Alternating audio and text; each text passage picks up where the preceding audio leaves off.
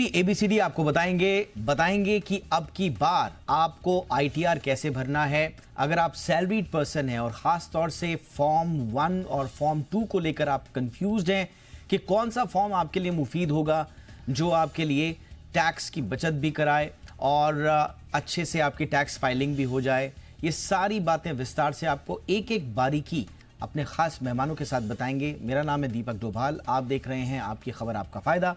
आप देखिए पहले ये रिपोर्ट, मैं लौटता हूं खास मेहमानों के साथ।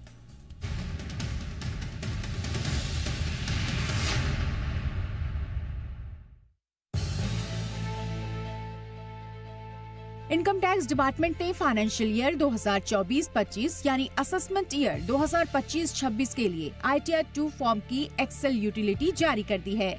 इस बार फॉर्म्स में कई बड़े बदलाव किए गए हैं, जो बजट 2025 में नए टैक्स स्लैब और कैपिटल गेन से जुड़ी घोषणाओं को ध्यान में रखकर किए गए हैं। पिछले साल तक यानी असेसमेंट ईयर 2024-25 में भारत में रहने वाले आम टैक्स पेयर्स आईटीआर 1 फॉर्म तभी भर सकते थे जब उनकी आमदनी सिर्फ कुछ सीमित स्रोतों से होती है, जैसे सैलरी या पेंशन, एक मकान से किराया या उसमें खुद रहने की स्थिति, सेविंग्स या फिक्स डिपॉजिट से ब्याज, डिविडेंड और 5,000 रुपए तक की कृषि आय शामिल है। लेकिन इस साल से अगर आपको लिस्टेड इक्विटी शेयर या इक्विटी म्यूचुअल फंड बेचने पर लॉन्ग टर्म कैपिटल गेन यानी LTCG हुआ है और वो 1,25,000 रुपए से कम है, तब भी आप आईटीआर 1 फॉर्म भर सकते हैं। अगर आप सैलरी पर हैं और किसी भी तरह का बिजनेस या ट्रेडिंग नहीं करते, यानी इंट्राडे ट्रेडिंग या फ्यूचर्स एंड ऑप्शंस जैसी इनकम नहीं है, तो आपके लिए आईटीआर 1 या आईटीआर 2 ही सही फॉर्म रहेगा। इनमें आईटीआर 2 उन लोगों के लिए है जिनकी फाइनेंशियल डीलिंग्स थोड़ी ज्यादा जटिल है। आईटीआर 1 यानी सहज फॉर्म उन लोगों के लिए है जिनकी आमदनी बिल्कुल सीधे साधे स्रोतों से आती है। ये फॉर्म पहले से ही आपकी पर्सनल डिटेल्स, इनकम और लेन देन की जानकारी से प्री फिल्ड होता है, जिससे फाइलिंग करना आसान हो जाता है। फॉर्म भरने से पहले आपको सिर्फ अपना form 16, bank statement, form 26AS और AIS यानी एनुअल इंफॉर्मेशन स्टेटमेंट देख लेना चाहिए, ताकि सब जानकारी सही बैठ रही हो।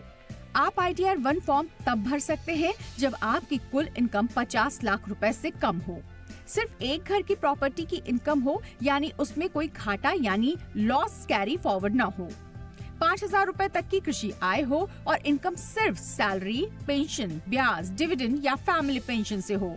इस साल एक नया बदलाव ये है कि अगर आपके लॉन्ग टर्म कैपिटल गेन 1,25,000 रुपए से कम है और वो लिस्टेड इक्विटी शेयर या इक्विटी म्यूचुअल फंड से जुड़े हैं, तो भी आप आईटीआर 1 भर सकते हैं। लेकिन कुछ शर्तें ऐसी हैं जिनमें आईटीआर 1 बिल्कुल नहीं भरा जा सकता।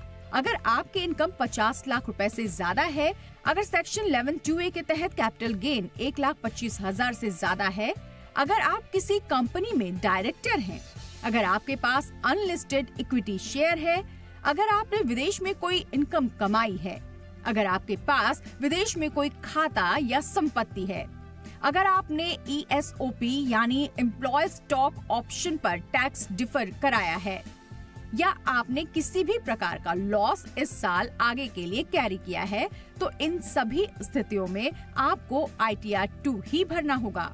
आईटीआर 2 उन टैक्स पेयर्स के लिए है जिन्हें बिजनेस या प्रोफेशन से कोई इनकम नहीं होती। ये फॉर्म उन सैलरीड या पेंशनर्स के लिए है जिनकी इनकम थोड़ी विस्तृत है, जैसे हाउस प्रॉपर्टी से, कैपिटल गेन से, या फिर जिनके पास फॉरेन एसेट्स हैं।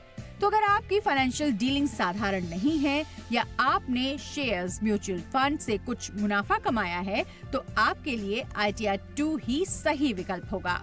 अब जब आपको आईटीआर 1 और आईटीआर 2 के बीच का फर्क साफ समझ आ गया है, तो अपनी फाइनेंशियल प्रोफाइल को देखकर सही फॉर्म चुनिए। जरूरी दस्तावेज तैयार रखिए और समय रहते इनकम टैक्स रिटर्न फाइल कर दीजिए। बता दें कि आईटीआर दाखिल करने की अंतिम तिथि 15 सितंबर 2025 तय की गई है। इसके बाद आईटीआर दाखिल करने पर जुर्माना देना पड़ेगा। ऐसे में समय रहते आईटीआर दाखिल करें, क्योंकि टैक्स भरना सिर्फ कानूनी जिम्मेदारी नहीं, ये देश की तरक्की में आपका योगदान भी है। ब्यूरो रिपोर्ट, जी मीडिया।